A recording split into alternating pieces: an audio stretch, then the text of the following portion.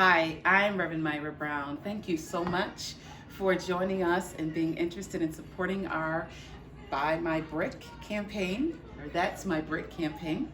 And you notice on my shirt, I'm wearing my Juneteenth shirt, which is a commemoration of Juneteenth when the last group of enslaved Black people received the message that the Emancipation Proclamation had been signed. And so, in that journey of freedom, Black people have had to fight for their civil rights and their human rights. And so, that's my brick campaign.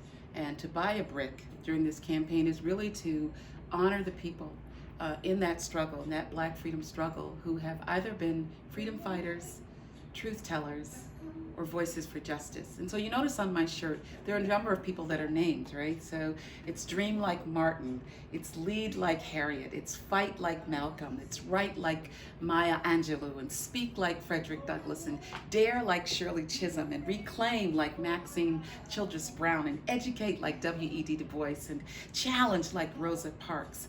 There's so many freedom fighters and truth tellers and people who have a voice for justice.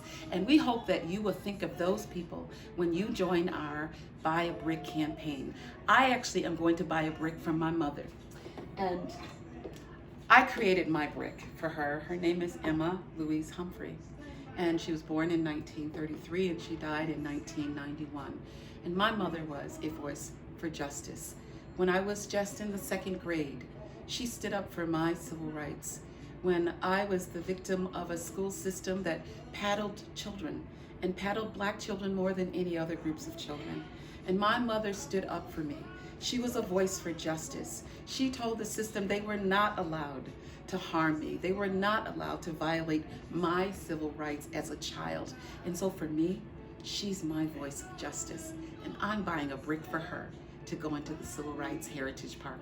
And I hope that you'll buy a brick for the people who are special to you, who stood up for you, who were freedom fighters, truth tellers, and voices for justice.